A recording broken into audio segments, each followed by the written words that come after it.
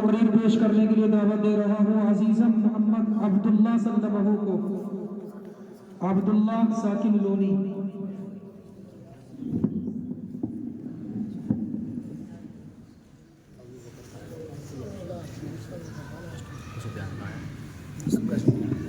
السلام علیکم ورحمۃ اللہ وبرکاتہ۔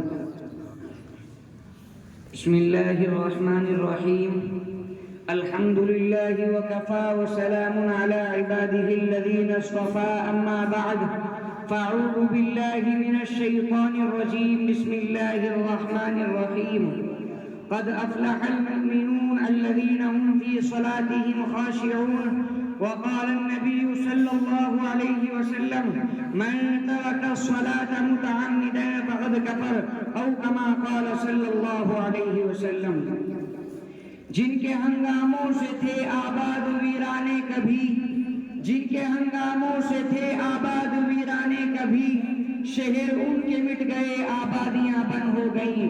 اور علامہ اقبال نے توجہ دلاتے ہوئے کہا تھا، یہ ایک سجدہ جسے تو گراں سمجھتا ہے، یہ ایک سجدہ جسے تو گراں سمجھتا ہے، ہزار سجدے سے دیتا ہے آدمی کو یہ نجات۔ صدر محترم اور اساتذہ کرام اور مہمانان عظام اور عزیز ساتھیوں، اللہ پاک کا احسان ہے، اس کا فضل و کرم ہے کہ اس نے ہمیں اور آپ کو یہاں جمع فرمایا اور کچھ کہنے اور سننے کی توفیق ہمارے حصے میں عطا فرمائی۔ محترم دوستو، یہ قرآنی آیت جو میں نے پڑھی ہیں، یہ مبارک حدیثیں جو تلاوت کی گئی ہیں، ان تمام نصوص میں مذہب اسلام کی سب سے اہم عبادت نماز کا تذکرہ کیا گیا ہے، اور اس پر مرتب ہونے والے فوائد اور ثمرات کی نشاندہی کی گئی ہے۔ ان فرمودات اور ارشادات میں دین اسلام کے سب سے بڑے فریضے یعنی نماز کی اہمیت اور اس کی افادیت پر روشنی ڈالی گئی ہے۔ نماز نہ پڑھنے والوں کے لیے عذاب کا وارنٹ جاری کیا گیا ہے، اور نماز سے لاپرواہی اور غفلت برتنے والوں کو سختی اور سزا سے ڈرایا گیا ہے، اور یہ بتایا گیا ہے کہ اے لوگوں، محشر کا دن بڑا سخت اور جان لیوا ہوگا۔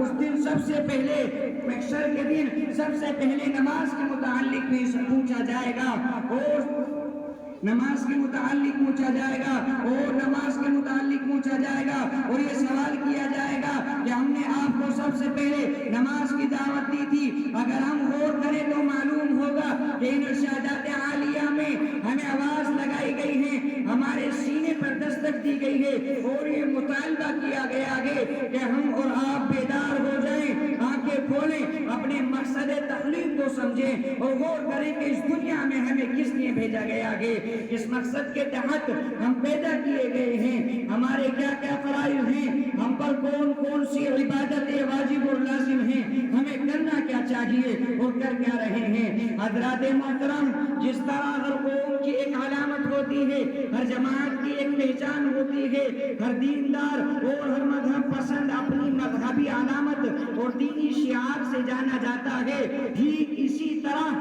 مسلمانوں کی بھی ایک علامت ہے، اہل اسلام کا بھی ایک الگ طرح امتیاز ہے، دین محمدی کی بھی ایک منفرد پہچان ہے، اور مذہب اسلام کا بھی ایک خاص شعار ہے۔ اللہ کے نبی جناب محمد رسول اللہ صلی اللہ علیہ وسلم فرماتے ہیں، لِكُلِّ شَيْءٍ عَلَمٌ وَعَلَمُ الْإِيمَانِ الصَّلَاةُ، ہر چیز کی ایک علامت اور نشانی ہوا کرتی ہے، اور ایمان کی علامت نماز ہے۔ اہل ایمان کی شناخت نماز سے ہوتی ہے۔ نماز کی فضیلت اور اس کی رفعت شانی کو سمجھنے کے لیے صرف اتنا کافی ہے کہ نماز کے علاوہ جتنی بھی عبادتیں فرض ہوئیں مسلمانوں پر، جن احکامات شریعہ کو لازم کیا گیا اور ان کا مکلف بنایا گیا، وہ تمام کے تمام احکام اس دنیا میں نازل ہوئے اور حضرت جبریل امین کے واسطے فرض کیے گئے۔ روزے کا حکم دنیا میں نازل ہوا، حج کی فرضیت کا حکم دنیا میں نازل ہوا، وجوب زکوٰۃ کا حکم دنیا میں نازل ہوا، اور ان تمام نصوص میں حضرت جبریل امین کا واسطہ ہے۔ لیکن قربان جائیے نماز کی برتری اور اس کی عظمت پر اندازہ لگائیے کہ نماز کتنی اہم ترین عبادت ہے کہ اللہ تبارک و تعالیٰ نے نبی پاک علیہ السلام کو دربار شاہی میں بلا کر بغیر کسی واسطے کے اس اہم ترین عبادت کا حکم دیا۔ اور واقعہ یہ تھا کہ جب کہ رسول پاک علیہ السلام نے دین تبلیغ کے لیے طائف کا عالم انگیز سفر کیا، طائف کی سنگلاخ وادی میں اعلیٰ کلمت اللہ کے لیے آپ تشریف لے گئے۔ میں آپ کے سامنے خلاصہ کرتا ہوا چلتا ہوں کہ طائف کی وادی ہے اور یہ محمد بن عبداللہ ہے۔ میں اپنی تقریر کو یہیں ختم کرنا چاہتا ہوں۔ آخر دعوانا ان الحمدللہ رب العالمین۔